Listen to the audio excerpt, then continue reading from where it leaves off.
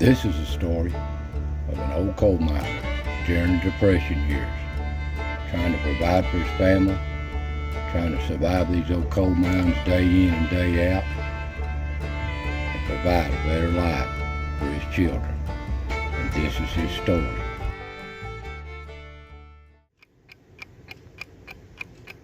You know, after 10 years of this, I really don't need a clock.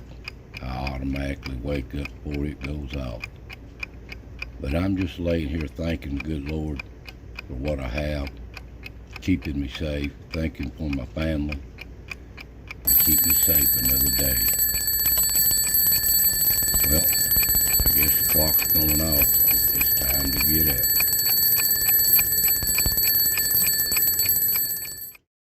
up. Well, I'm up, putting my old raggedy work clothes on for another day. I see Ma's already up, cooking some breakfast, firing the stove up, getting my lunch ready. She's been a good woman, good mother. I check on the kids before I leave out in the morning. Usually one or two of them's already up looking at me. I try hard to make a better life for them. I'm one of the lucky few. I own 4 acres here, just a holler or two over from the mines. It was handed down to me by my father, and I'm able to have a little garden around here. I head out towards the mines, and it's not far, half a mile walk.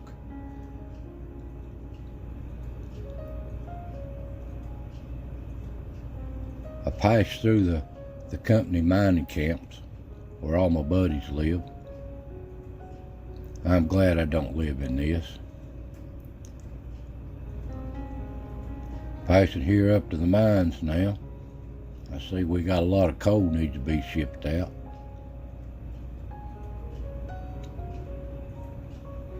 Check the tag board here, see what's new going on, and tag myself in, see if there's work available. A few days ago, we didn't have no work. Had so much coal on the ground, they wasn't hauling it off, it didn't need none, so they called off work today. That was a good thing, but it don't pay well. Now here I'm waiting to go inside here, check on my buddies, see how they're doing, what's going on this morning, shoot the bull. Waiting old George in there, he goes in there and does the fire boss and see if everything's okay for us to go in. He's got a dangerous job.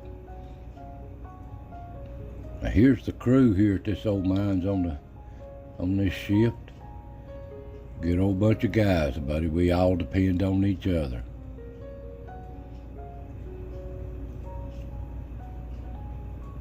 And my dad, he started in the mines when he was probably 12, 13 years old. And a lot of other dad's guys did too.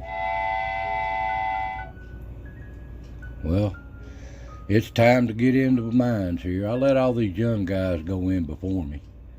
They're in better shape than I am, and my workings is not too far in.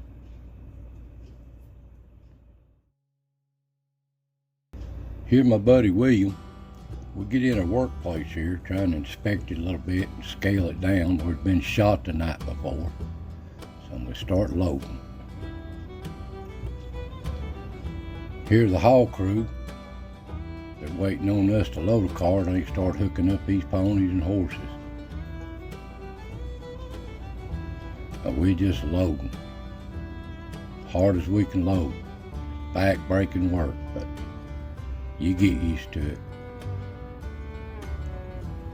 Here in the other places, we're working on other places in the face here, drilling, getting ready to shoot it.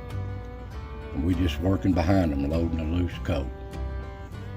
Here's shot fires loading the places after they drill it.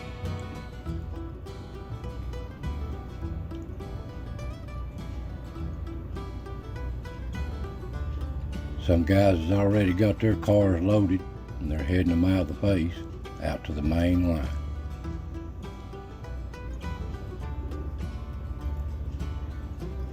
You're hooking up these mules, horses, backing these cars into the places where we can load them in these places that's been shot. And old George here, he's been working on the track here. If the track gets out of gauge, you can't haul nothing on these cars, and it got a wreck, got a mess. He does a good job keeping this main line straightened out where these haul these cars out with this heavy coal. And we keep loading these cars.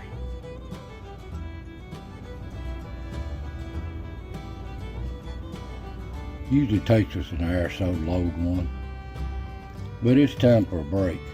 It is back-breaking work. Sit there and take a breather, thinking about what's happening at home.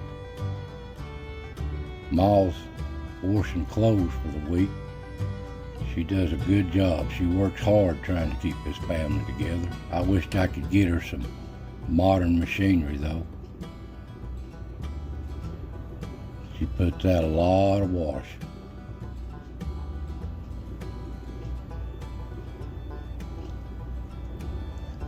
And I try to think about what I need to do in this garden I got around the house here. That sure saves us on the company store. It really helps us going. We're back to loading again. Break's over.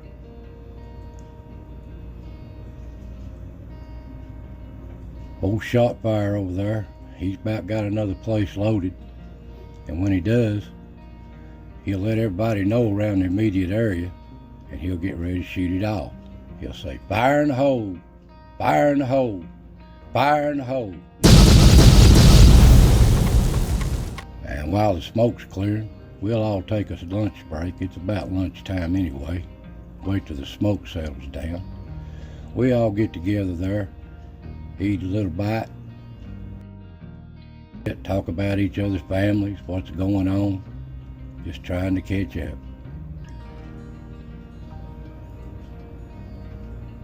These younger guys, they just getting started.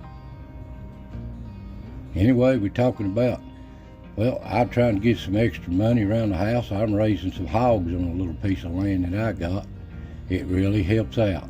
I can able to buy shoes and extra stuff by trading these hogs. Some old guys, for their extra money, they've been setting up and been doing a little moonshining. But that's way too risky. I just wouldn't risk my family's security for that. Because I want to be a good example. Family, I try to take the family to church every chance I can. Try to live right, serve the Lord best I can. Thank Him so much for taking care of me in these old mines and watching over my family.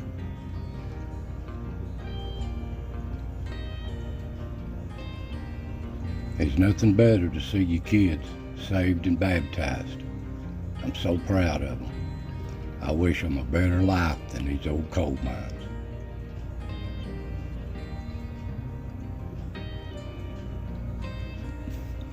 And schooling's the way to go.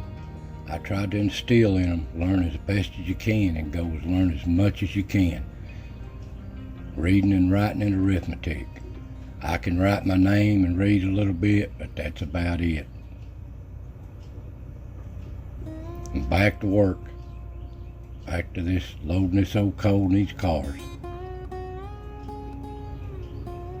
Back-breaking work, and it does take its toll in the time. Now some places in the mines, us guys just don't want to work.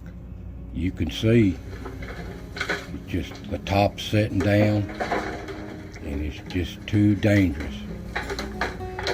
Too dangerous. And we've got a crew comes in the afternoon in the evening shift, and they usually timber up at night, so make it safe as they can for us. And we really appreciate them.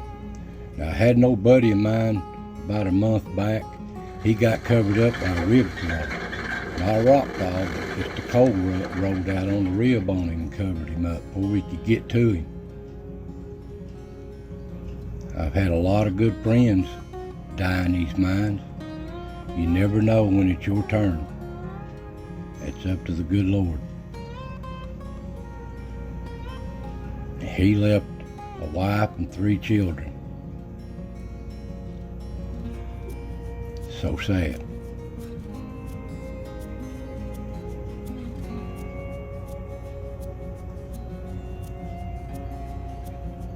And I try to talk to my little boy as much as I could that this is not a life for him.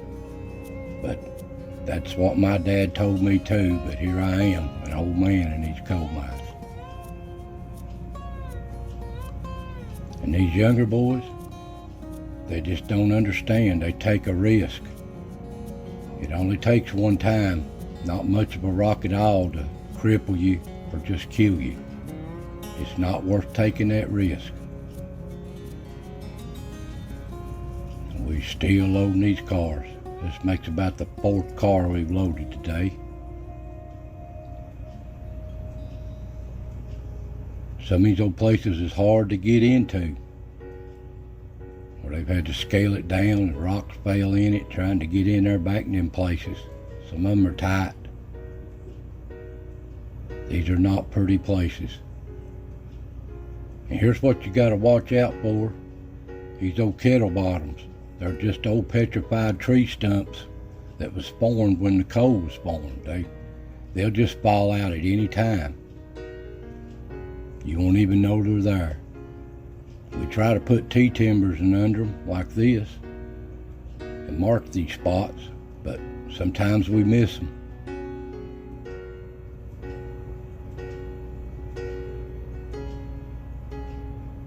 Yeah, it's break time again.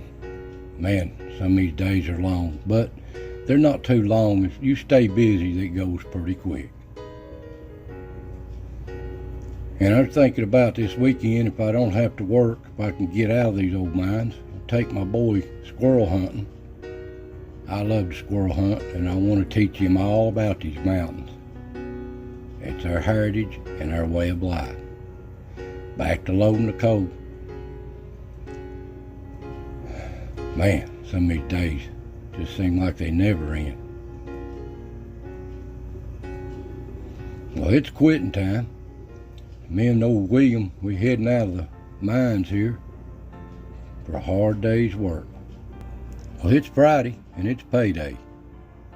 Good time to collect our pay for what we've been killing ourselves for all week. I need to head by the company store here and pay on our bill. All I get is script here. It's only good at the company store. And I'm so glad I'm not indebted to them like my buddies are. And it don't matter what color you are in the company store. We all look the same when we come out of that mine. We all brothers. Everybody works hard for what they got.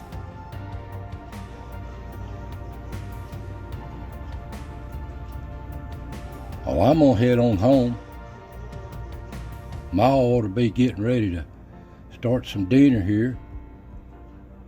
This garden really helps me out here. You can see all the canning stuff. It really helps the family. She's starting up the old dinner. I'm kind of hungry. I know these kids are.